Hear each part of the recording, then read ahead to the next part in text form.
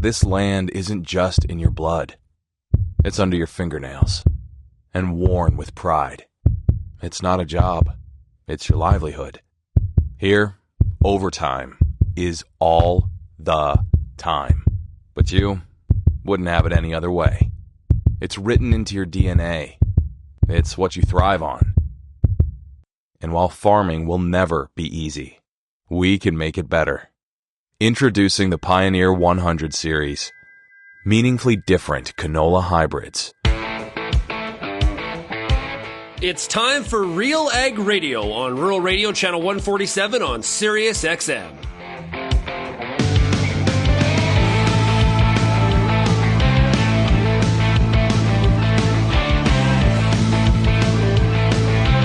RealAg Radio and RealAgriculture.com is your home for insight and analysis of the issues that are impacting your farm business.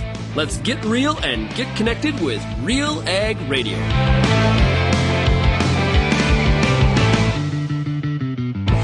Hello and welcome to RealAg Radio here on Rural Radio, Channel 147, Sirius XM. I am your host, Lyndsey Smith. It is Thursday, September 11th. It is, of course, the Farmer Rapid Fire, brought to you by Pioneer Seeds Canada. I am looking forward to today's lineup. I've got a great question, or I think it's a great question anyway, for our farmers. We are well into September. Many farmers are incredibly busy, hard at the harvest. There are still, of course, crop that's not ready to be harvested, and that's okay. We're not too deep into September just yet.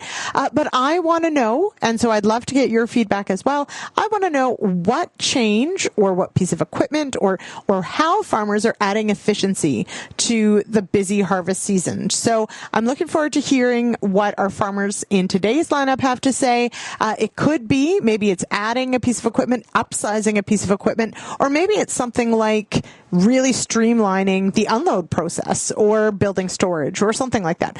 So today we're going to hear from farmers, two farmers in Ontario, one in Manitoba, one in Alberta, and we'll also hear from Jenna Gregoire out of Saskatchewan to talk about what the harvest is like in the northwest area of Saskatchewan and down into the central and southwest as well, where she covers that territory. I've got some questions about how farmers are grappling with some early frost that happened just in the last little while, and she is in an area that was hard hit by hail just a few weeks ago, so likely creating a mess for her growers. But before we hop to our first farmer, you're going to hear today from Warren Schneckenburger in Morrisburg, Ontario, also from Scott Douglas in Leamington, Ontario. And we'll hear from Brendan Uruski in Manitoba, in a town that I can barely pronounce, but I'm going to do my best, everybody. I'm going to try really hard. It's one thing. I don't know if you've ever been to the Interlake in Manitoba, but there are some great names. Also, in the very southeast corner, there are some really cool names there, too. Okay. Focus, Lyndsey. All right. Also, though, let's start our trip across the country to talk with our farmers on the Farmer Rapid Fire. We are going to start in Alberta. We're going to start at Bentley, Alberta, and I've got Jason Lenz on the line. How are you doing, Jason? Really good today, Lyndsey. Yeah, just another great harvest day here. We've been pretty fortunate over the last 2 weeks to have harvest weather like this, so there's lots of ducks flying in our country, so. Okay, so it's a busy time, so I do appreciate it. What are you into today? Doing some wheat today for a neighbor. We actually finished up our wheat a couple of days ago, and we have a neighbor that we combine back and forth with, so we're putting in some hours for him today. Very nice. Now, remind those listening, what's the crop rotation for your farm? What all do you grow? Yeah, so on our farm, we're growing both malt and feed barley, CPS wheats and hard red wheats, and canola. Okay. A lot of cereals in the rotation. What is the secret, Jason, to making malt? The secret to making malt, it's probably weather like we've had the last week is a big part of it for sure, as far as maintaining quality, but... yeah, and where we farm here in West Central Alberta, the trick really is to get the malt barley in the ground pretty early in the year so we can harvest it in those last few days of August or first few days of September, and that's the key to getting it off in in the quality that you want. So that's what we found around here, anyways. And it's we're fortunate that we had some pretty good weather this year to get some good yields and good quality off our malt, and looking like the wheat is going to be pretty decent this year too. So. Good. Now, so does that mean temps have stayed okay? I know there's been areas that have had some early frost, or is that just not a concern, or it hasn't been that cool where you are yet?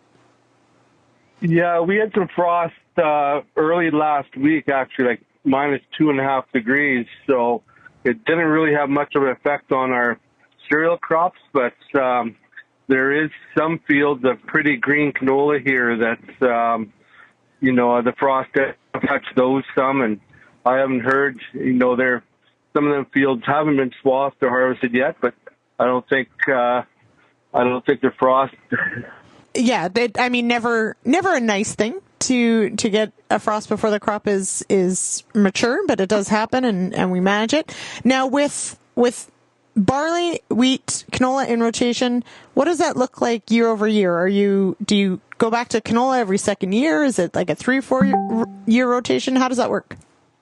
Yeah, our canola is really kind of on a 3-year rotation. So most of our fields we're growing malt barley for a couple of years, then going back to canola, or growing wheat for a couple of years, and then even rotating the wheat and barley kind of every second rotation, just to kind of manage those leaf diseases that are a little bit different in each crop. But we're considering putting some faba bean again next year. Love to be able to add that 4th crop to our rotation, and hopefully we get a quarter or 2 of faba beans back into our rotation. That would be great. What is it about faba beans that you really like to have in the rotation? Just to add that 4th crop, to add that pulse crop back into it, right? And faba beans do quite. The big challenge for them is that they are quite a long season crop. Mm-hmm. So there again, we would try to get them in harvest them earlier on. With faba beans, one of the questions that people always end up asking is where does it go? Who buys it? What is it used for? So do you figure out a market for fabas first and then grow them, or how does that work on your farm? Yeah, that's the challenge in this area, is trying to find a market for faba beans, and there is some feed processors here that are actually using faba beans, in their rations that they're selling. I'd love to see more in Central Alberta here for both faba beans and peas, and there is some talk of that happening. But I think if there ever got to be a little bit more market for, processing for faba beans, I think they would really take off here in Central Alberta, because they add that 4th crop to rotation, and obviously, they set some nitrogen for you for the next year, and they're a relatively easy crop to grow and a super easy crop to harvest once you get them to that stage. So. It's really important to us to have that another crop in our rotation, for sure. Yeah, and they are a really fascinating crop. They're absolutely gorgeous when they're growing. Seeds themselves, hideous, I always think, but they're not a crop that is susceptible to Aphanomyces, the root disease that peas and lentils are susceptible to. So I think there's probably many pulse growers or occasional pulse growers that would love the option if there was more of a market. Yeah, and we had peas in our rotation up to about 7 years ago, but it's fairly heavy black soil, and the amount of moisture we got, Aphanomyces just, it just robbed the crop and robbed us of yield, sort of thing. So we had to stop growing because of that, basically. So we were also growing some faba beans at that time, and really the only disease that's a threat for faba beans in this area is chocolate spots, and it's not a real yield robber, but it is something you have to keep an eye on. So right. Now, as you help out your neighbor with harvesting, which I think is great, my question, it fits in well with my question this week, which is what has been one of the changes you've made or things that you've adopted or bought on your farm that has really increased your efficiency at harvest time?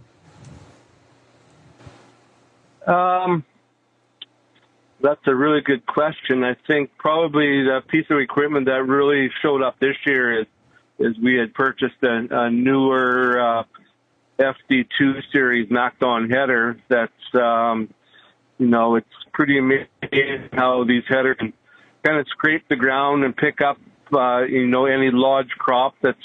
We had some barley that was lodged a little bit this year, and the way that header just follows the ground and, how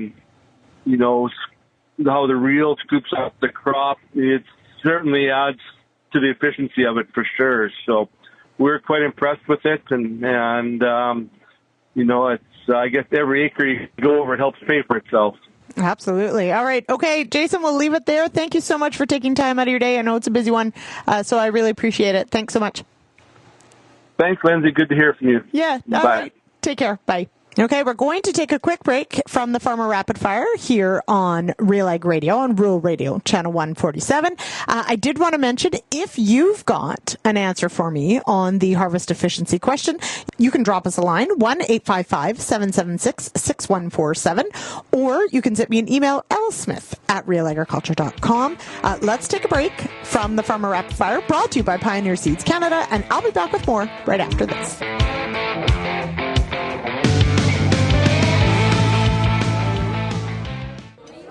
Anniversaries are a time of reflection, celebration, and connection. 10 years ago, G3 set out with a vision to build something better for Canadian grain farmers. And you joined us on that journey to launch a new national network. Thank you for the relationships that made it possible. A decade of growth, a decade of connections, and more in decades to come. Connect with your farm business representative or find your closest elevator at g3smarter.ca. Is your family farm's future uncertain?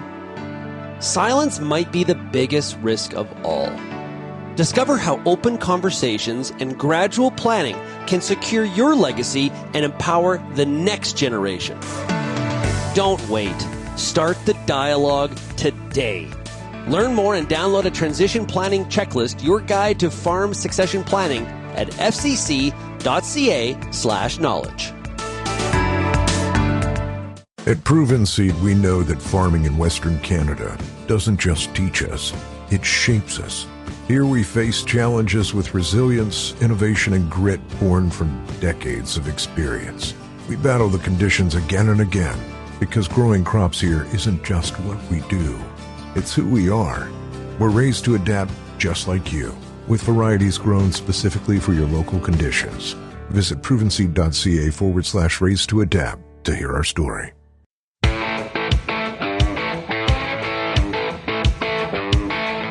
Welcome back to RealAg Radio here on Rural Radio, Channel 147, Sirius XM. I am your host, Lyndsey Smith, and it is the Farmer Rapid Fire, brought to you by Pioneer Seeds Canada.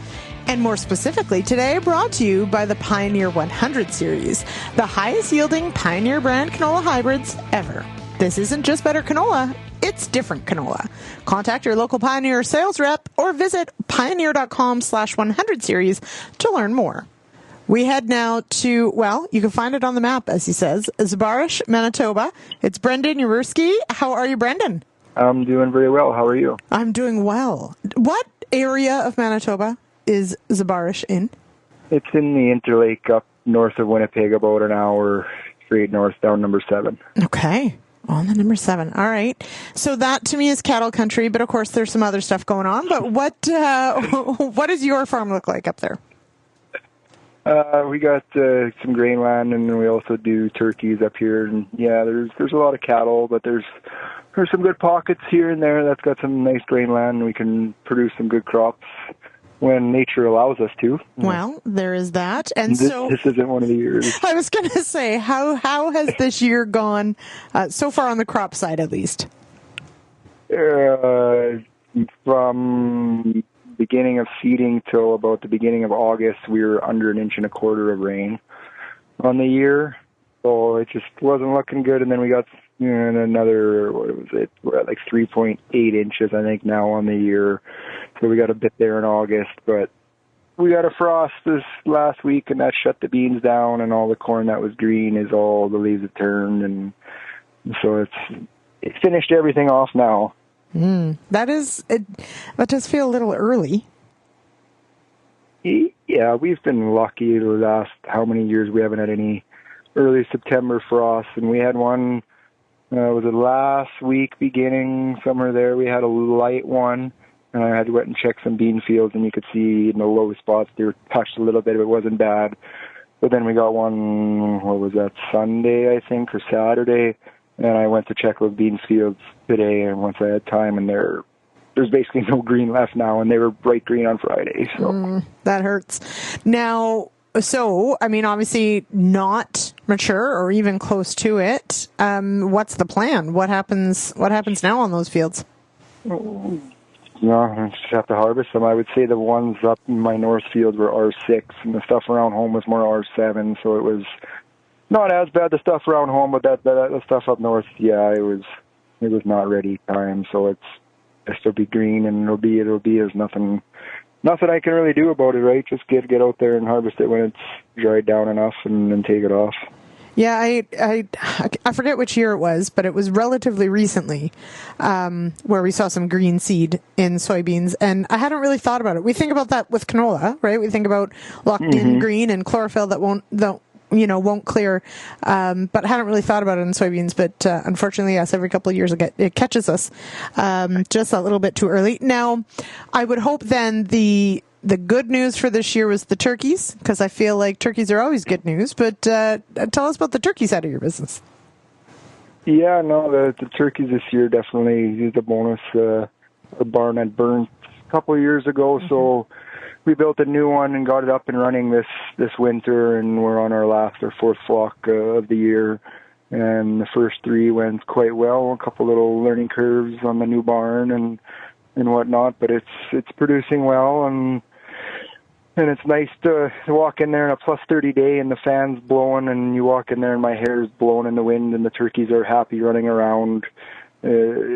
Such a change from our old barn that when it was hot, the turkeys would sit and not really move and not want to eat, and now they're happy all the time, and they got tons of room in there, and they've been doing very well for us. Yeah, airflow is just so important with livestock, birds, I can only imagine. So that's super cool. Now, with the new build, so obviously some upgrades in air quality and air movement. Did you expand significantly, or really build for the same number of birds? We went up. We built the barn quite a bit bigger, and as quota has been coming for sale, if it's available for purchase, we've been buying and whatnot.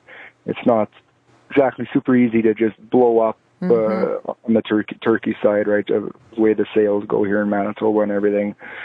So it's just slowly keep building, and we're now more limited by our brooder barn than we are by this barn. So it's okay, because then you give the birds tons of room, and when they have tons of room, they just do better. It's like anything, right? You give them the room, and they can run, and that was our old problem, is the turkeys would lose their legs when they get older, and you'd have a hard time chasing them to load them, that they just want to sit and not move, and now they just run. So. That's awesome. Now, of course, turkey is a year-round food. I'd like to remind everyone, because I love turkey. Yes. But I mean, most of us would associate the big turkey dinner with our Thanksgiving, our Christmases, etc. In the supply managed system, in what you do, I mean, are there big ebbs and flows? Like, do you time your flocks to certain big holidays, or how does that get handled on the supply management side? Yeah, kind of. Like lately with the processor and how everything's been going for them the last quite a few years now, there's been 0 winter birds grown. So I think right before Christmas, the plant closes for turkeys, and then it opens back up, I think, sometimes before Easter. So there's quite a few months there that there's no turkey production going on. So yeah, they, obviously Thanksgiving and Christmas coming up, there's a lot of bird season. So they're hammering through them now, and they've got their storage and everything, so it's not all at once, but it's spread out throughout the summer and whatnot. Now, so when will if this last group is headed out, when do you put birds back in? Like, how much of a break do you get in your barn?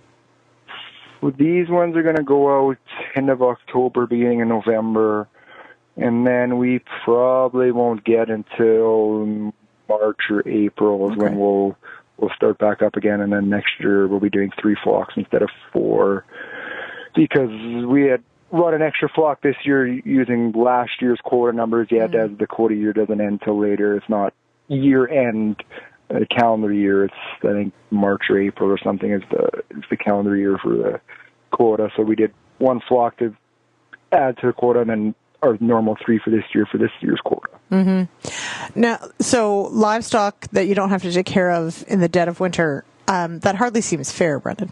Everybody else has livestock in the worst part of winter. I feel like I've got the wrong ones.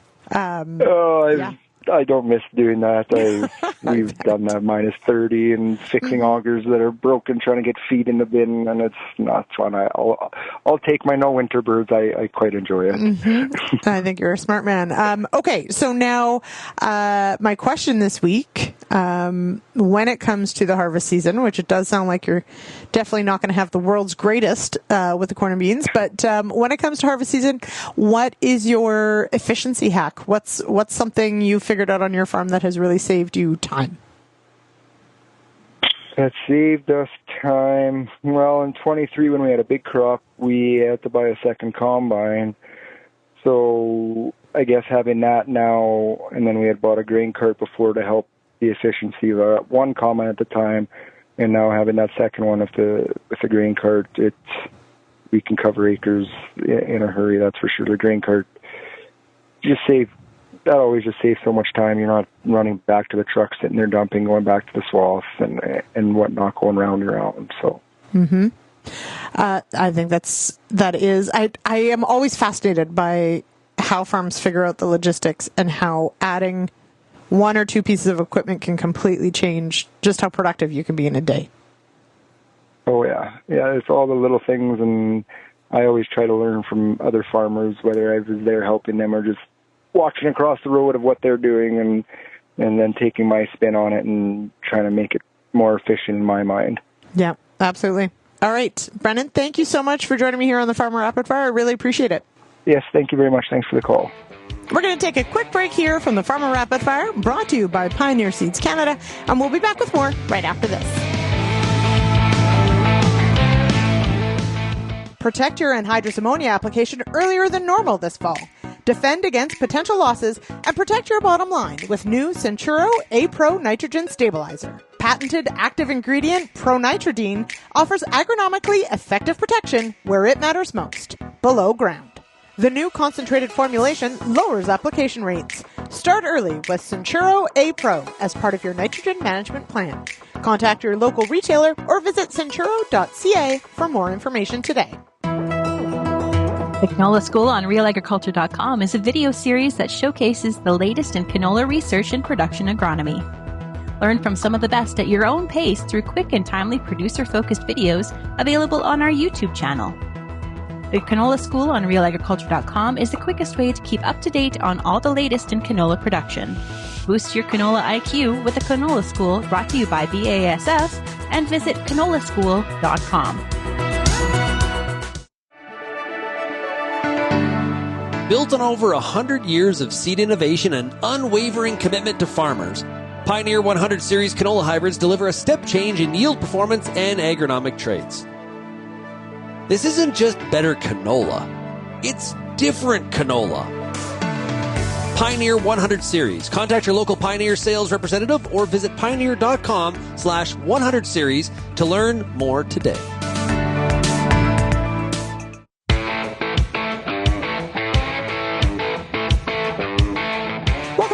Rapid Fire, brought to you by Pioneer Seeds Canada, right here on RealAg Radio, Rural Radio, Channel 147, Sirius XM. We hop now to near Morrisburg, Ontario, and I've got Warren, very stepped up, Schneckenburger on the line. Warren, how are you?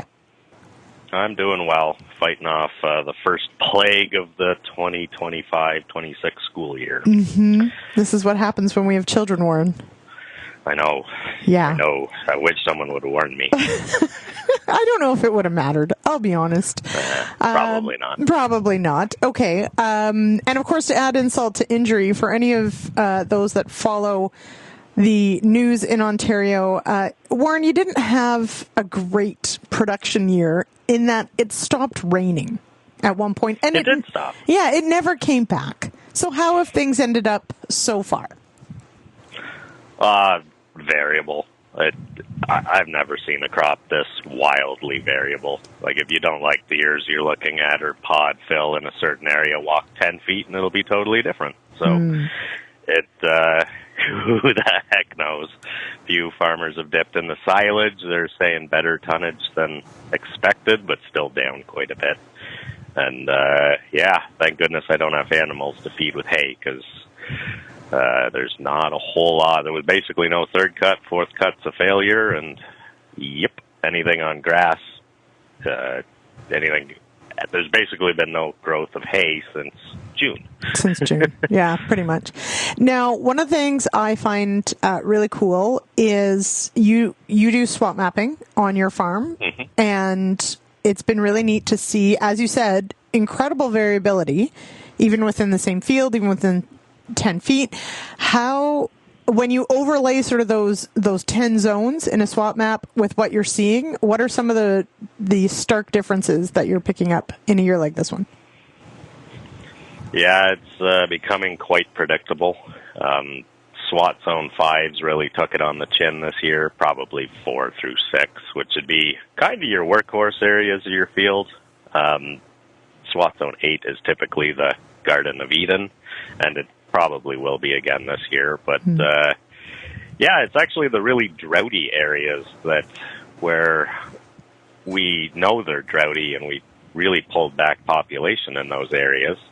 And actually those plants seem to have had just enough rain. So I really am not sure how much rain a corn crop actually needs, so it doesn't seem to be all that much. But still, at the end of the day, kernel weight's going to suck, and that's what drives yield. So it is what it is. Mm-hmm. I mean, you certainly, you pointed out from the perspective of a forage side, there really was, as you said, no third cut to speak of. There isn't really a fourth. But when it comes to something like a corn crop, let's think back, though, to the spring. Like, your wheat crop that came off was quite good, was it not? Yeah, it was probably second best crop. Right. It's just everything fell apart in June. Tremendous straw volume. Okay. We would have had a record crop there easily if it weren't for that week 35 or whatever that really kicked off this drought. That was right at the end of our grain fill. We lost a little bit of yield there, but still was a tremendous crop. But yeah, it's been downhill since then. That heat, it just started a chain reaction, and kind of neat to see corn just die. Not neat, but kind of neat. Educational. Yeah, that's a better way to put it, Warren. Everything's a learning opportunity. Yeah, you're learning a lot about your maps. Now, okay, so you mentioned population, that pulling back population in some of those, drier, droughtier areas was the right move. Obviously, in hindsight, you could have done that elsewhere. But when did you start sort of making some of these population shifts based on mapping? How many years have you been doing this now? 3 or 4. I'd have to look it up, but it'd be 3 or 4. We started about half the acres, and it's gone up a little bit more. We do have a few fixed rate fields that we haven't been able to get the SWAT map box over yet. Hopefully this fall we'll get most of the last few acres done. But yeah, I'm all in on corn. Beans is a little bit of a struggle, but it works real well for corn. From the perspective of applying swap mapping, thinking to a soybean field, if population maybe doesn't fit as well, have you used it for, fertility or other things, or does it just have a much easier fit in corn? It's more the fact we use a drill, and the way most drills are based well, let's face it, they're built for the Western Canada market that doesn't talk in seeds per acre, they talk in pounds per acre. And so it's a logistical nightmare to get scripts made in a timely fashion, especially a year like this one. And when everything goes great and plan A is we get to implement it, hooray, we can do all that stuff in March. Great. But we get a year like this, or last 3, quite frankly, we've planted the end of May. And this year, the fields, it wasn't so much, we've been really in a drought now for a year. This spring was not wet. It was just incredibly cold, and our clays didn't dry out. So we planted in a completely insane order from the tradition. Normally, we start with the sandy loams and then the loams, clays, and we end with the swampland. But this year, it was completely random, so we had a lot of road work. But when you have scripts and you're changing varieties and things, it's the bean side, because of that, having to know seed size, it's a challenge for us on the bean side. But I have made it work, and I think it will make you money, but it's a logistical challenge right now.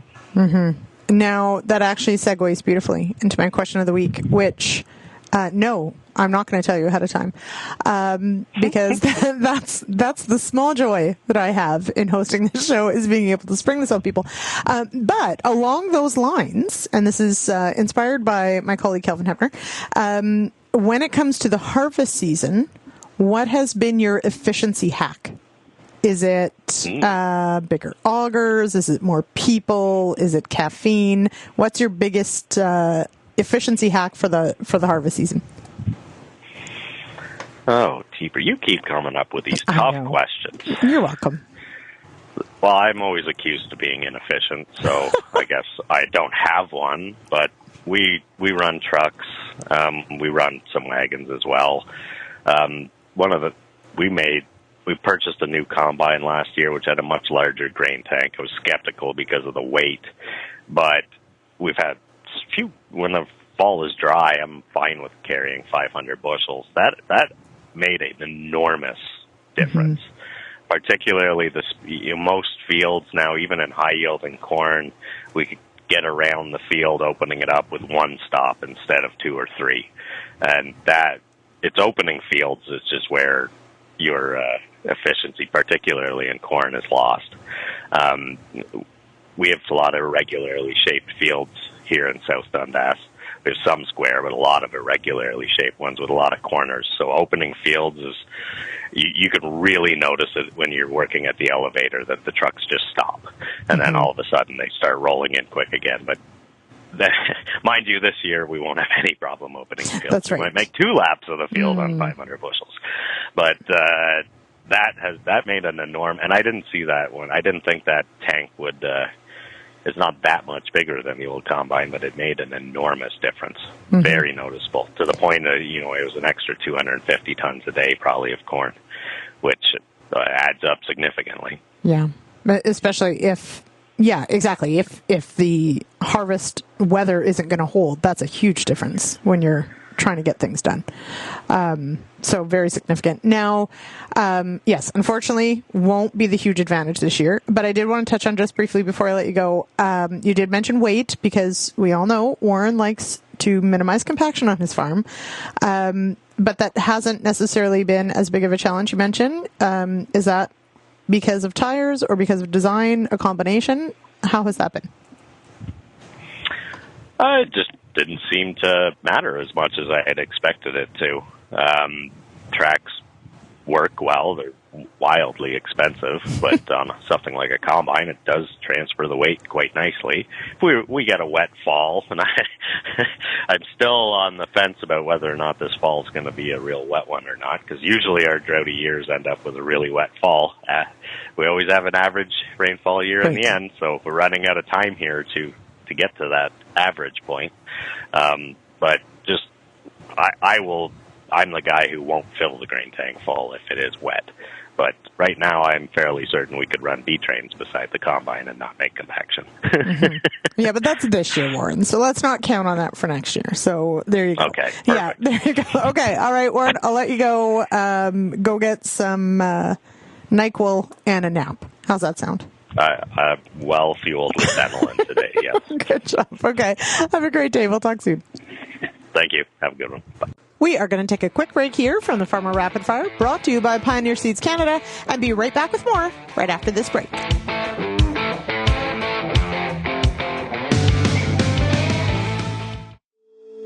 If you're involved in the agriculture industry, it's important to stay informed on all the latest issues affecting your business. At RealAgriculture.com, we offer fast, reliable news, information, and insights to help you keep on top of all of the latest in Canadian agriculture. Visit RealAgriculture.com and sign up for our free daily newsletter covering everything from news, agronomy, animal agriculture, and much more. Visit RealAgriculture.com/subscribe today. The Pulse School on RealAgriculture.com has everything you need to get your crop off to a great start and a strong finish. Whether you're growing chickpeas, faba beans, lentils, or peas, you'll get all the latest and best agronomic information at PulseSchool.com. A library of top-notch agronomy videos from industry experts available on demand at your fingertips. Visit the Pulse School, brought to you by BASF on RealAgriculture.com.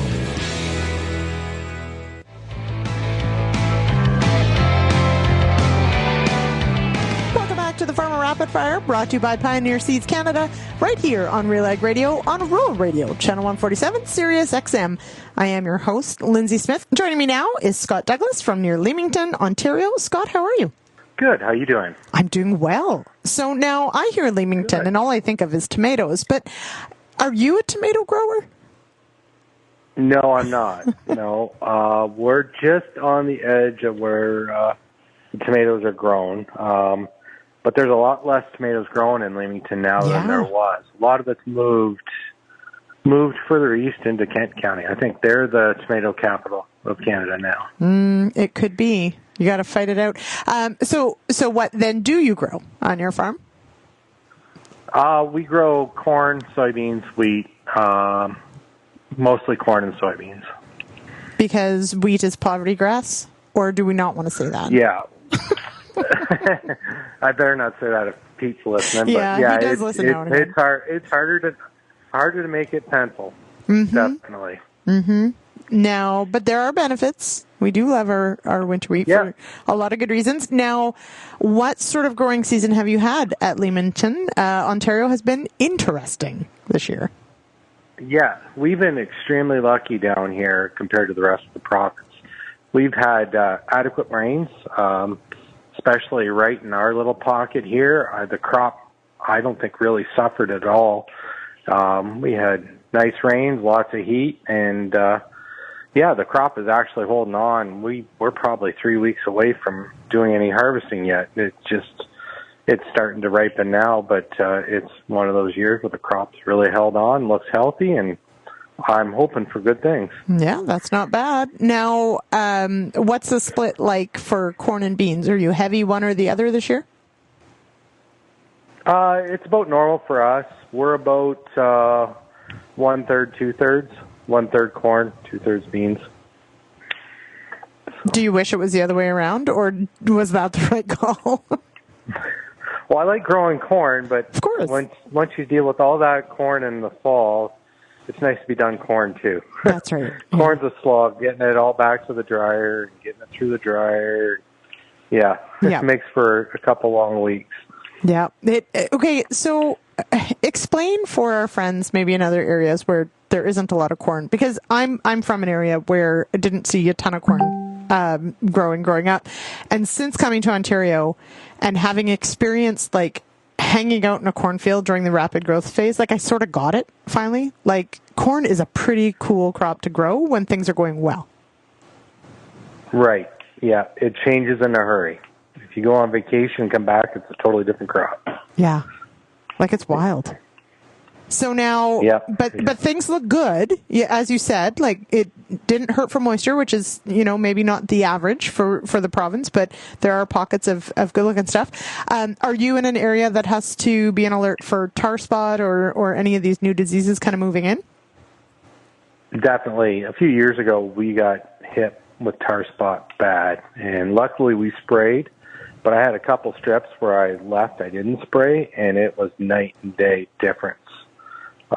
So it's just a foregone conclusion now. We just spray for tar spot.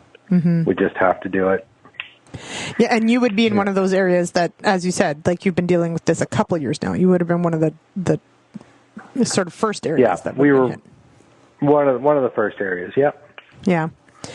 Now, on the soybean side, what are your biggest challenges there? We have white mold issues on some farms. Sudden death is an issue. Cyst nematodes can be an issue. So we got to manage for that. And it's as long as we apply fungicide, we can control the white mold pretty good. And but it's a real yield robber if you don't.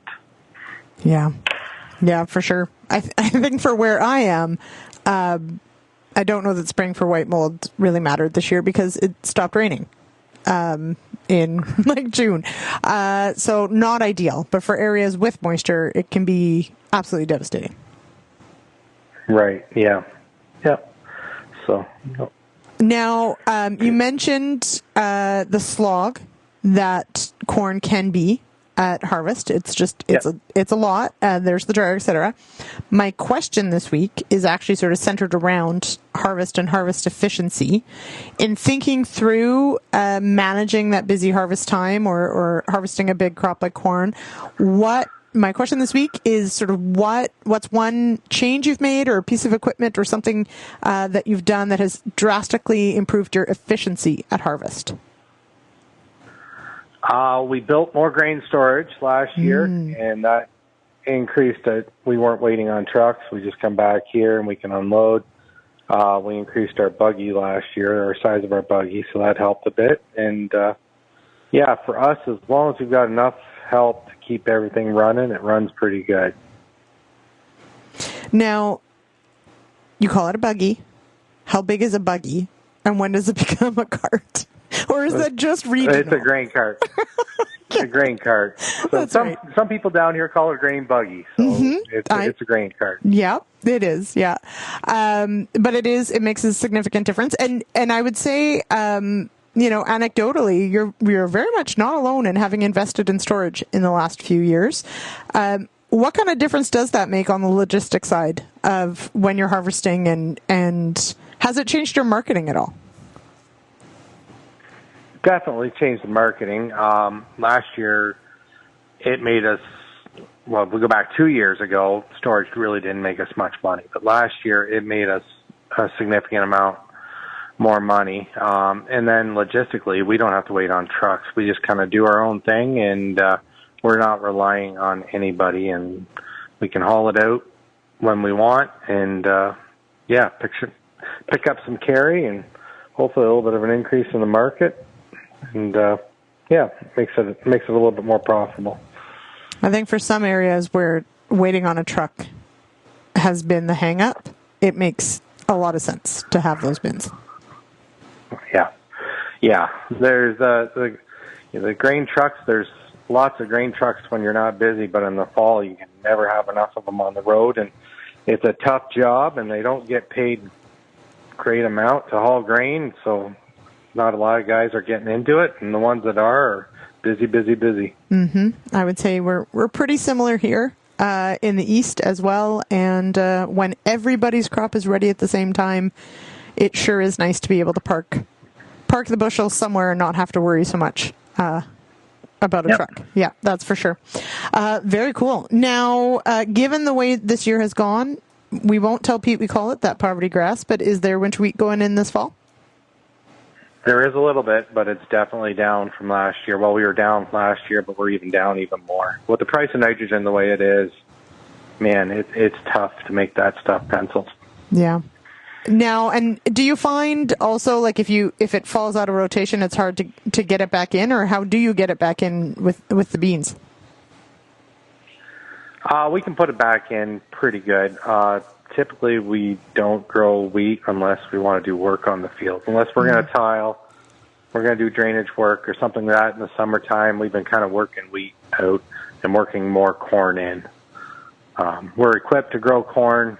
We have lots of storage, our own dryer, and it's just corn is way more profitable. They say corn is king, so there you go. We don't know what we would call wheat, so there you go. Okay, all right, Scott, I appreciate it very much. Thank you so much for taking time out of your day. Okay, thank you, Lyndsey. All right, we're going to take a quick break, and I'll be back with a Farmer Rapid Fire brought to you by Pioneer Seeds Canada right after this. Season 4 of the Dirt Podcast is here, and we've got a lot to talk about. From soil fertility to market outlooks, join me and a variety of industry experts as we dig into topics that will help you make better business decisions on your farm. This season, we're also introducing an Ask an Agronomist segment where we'll be answering some of your biggest questions and having some fun along the way. Listen to The Dirt on Apple Podcasts, Spotify, YouTube, or visit nutrient-economics.com. It's summertime, and you've got a lot of important decisions to make when it comes to your corn crop. Let the Corn School on RealAgriculture.com help guide you through those big decisions with input from leading experts in the field. If it's spray timing, disease identification, or any other field issue, the Corn School's got you covered. The Corn School on RealAgriculture.com, brought to you by BASF and Pride Seeds.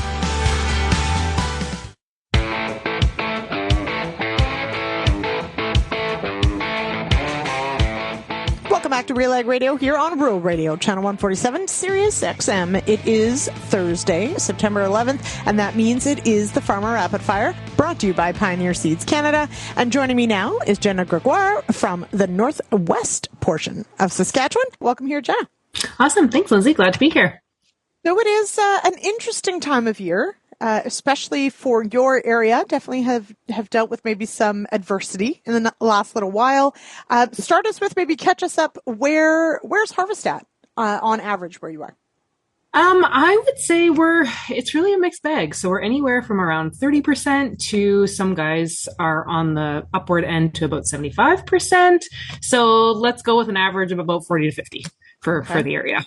Yeah. And does it feel late? Does it feel on time? What's the overall sense of, is it hurry up and wait? Where's the headspace at? I think overall, if you look at like the 10, 15-year average, I would say this is really on par. I mean, it's not unheard of that we aren't wrapping up until about Thanksgiving in October. But the last 5 years, it's been so hot and dry that things have came in quick. So everybody's kind of pushing that panic button because it is later than what it has been the last 5 years in my area. So overall, I think we're okay. Of course, we got lots of time. It's only middle of September, but compared to other years, guys are starting to push the panic button just a little bit. Yeah, feels a little late, but really it's not. But we always have that recency bias, right? So for sure. Now, a few things though for your particular area that some producers have had to grapple with. I want to start with a hail event that went through a few weeks ago. How has that impacted the harvest past? What decisions do farmers have to make? Well, it's, that one was a tough one. So about 3 weeks ago, it was a pretty nasty storm. And if you were caught in the middle of it, you had anywhere from 10% hail damage to a complete write-off and 100% hail damage. So that brings a couple things. I mean, with canola in particular, I'm getting a lot of questions of, well, what should I do now? Right. And in that situation, I always tend to recommend a nice swath. You cut it down, you see what you have there, as opposed to letting it stand. And anywhere where there was bruises on those pods, it just makes it more susceptible to shatter, of course. But then it also brings into account, if it was further along and you are seeing shatter out there, I mean, you need to make some fall decisions too. You're going to want to make sure that that's cleaned up in the fall, and you can try and get as many of those volunteers taken care of prior to springtime as possible. So another thing to add on the list of ever-growing list that farmers have to deal with in harvest. Canola is one of those crops that really can throw some curveballs at the harvest timing with decisions like, do you swath it? Do you let it stand? There was also a light frost event just in this last week. Did that catch a lot of farmers maybe behind the eight ball, or where was the crop sort of relative to maturity? So majority of my area in the Northwest, we were far enough along that it really wasn't affecting anything much. In the South, a little bit more affecting things. So we really seen low spots, took it pretty hard. I mean, it was about -2 for an hour, 2 hours in some spots. Mm-hmm. And those areas have really started to dry up, and you can see the white when you drive by a field or walk through the field. So, but for most of the area, I mean, they're kind of looking for a light frost. They want those stems to dry down. They're still pretty green, and a frost would actually help speed things up for guys up here. Mm-hmm. Now, just for those who maybe aren't aware, if a plant is too immature and frost touches it, what happens to the seed that's potentially in that plant? Yeah, so if it's too immature, what will happen is there's a lot of moisture in those seeds, and if you get a frost too early, it'll lock in that moisture. So guys, when they go into harvest, they're going to have a really high green seed count, so they'll get downgraded when they are marketing their canola, and nobody wants that. So yeah, unfortunate. Absolutely. Now, but as you said, sometimes nature can really help on the dry down side. So as the season goes on, we're not quite so worried about the frost events. They can be very helpful to get things dried down in the long term. It's just when it's too early, we're not so pleased. Now, yes, of course, one of the other things that happens, farmers, of course, are very excited for harvest, but you've got trials that you are wrapping up and taking off the field. What are you most excited to sort of sit down and crunch the numbers on from this year's trials? We launched our 100 series hybrids, so I am the most excited to see how those are doing this year. I've only had a couple come off, but overall the yield results look extremely promising. So that's really excited. We've been watching these hybrids all season long. We really started to hype them up in the springtime, and now it's kind of like you get to see the fruits of your labor, and now's the exciting time. You know, when those weigh wagons roll into the field and guys are taking it off, I think it's kind of like Christmas at Pioneer Hybrids. So that's the most exciting time for me. Yeah, absolutely. Now, that will, of course, inform, once we get harvest under our belts, then it's really, sit down and make those decisions for next year. I mean, it happens earlier and earlier, I think, every year. Thinking back to this season, what are some of the disease stresses maybe that are going to be top of mind for farmers going into next year? I think after that hailstorm, we're seeing a lot of wounds on the plants. So there is a lot of blackleg starting to set in. So, I mean, guys who were having tight rotations, it's something to definitely keep in mind, because those instances of disease are going to be that much more amplified the following year. So, rotation and what you're planting, it's going to be very important for the next season. So that is what I would say would probably be top of mind as of right now. There was a little bit of sclerotinia starting to show up in spots where they were blessed with some moisture this year. And that hasn't really veered its head for quite a while. So, I would say those two are probably top of mind for growers in my area to really keep in mind. Mm-hmm. Now, as far as I know, verticillium not on the radar for a lot of Saskatchewan growers as of yet. Very much on the radar for our Manitoba friends. How are you having that conversation with growers on getting out there and scouting at this time of year to see, verify, maybe look for things that look a little off or a little different? Yes, absolutely. So actually last year we had quite a big amount of verticillium showing up, even in Northwest Saskatchewan. And I mean, if you look at the maps, we really shouldn't have it up here, but we do. It's absolutely here. So last year was more top of mind given the environment that we had. This year we had such a dry spring. We are still seeing it, but it's kind of on the back end, but it's really area dependent. So Northeast Saskatchewan, they're seeing it quite a bit actually. So yes, that's a really good raise. It's such a new disease that it is important that guys are out there walking their fields, seeing what they have, and making sure they identify it properly. Mm-hmm, absolutely. All right, Jenna, thank you so much for joining me here on the Farmer Rapid Fire. Really appreciate it. Thanks so much. Awesome. Thanks, Lyndsey. Well, that wraps up another episode of RealAg Radio here on Rural Radio, Channel 147, Sirius XM. Thank you, of course, to Pioneer Seeds Canada for bringing us the Farmer Rapid Fire. Thank you to Jason, Brendan, Warren, and Scott for joining me on the show today. I will be back tomorrow. I'm hosting the Issues panel. We'll also have the beef market update with Ann Wasco. So tune in 4:30 Eastern right here on Rural Radio, Channel 147, Sirius XM. Cheers, everybody.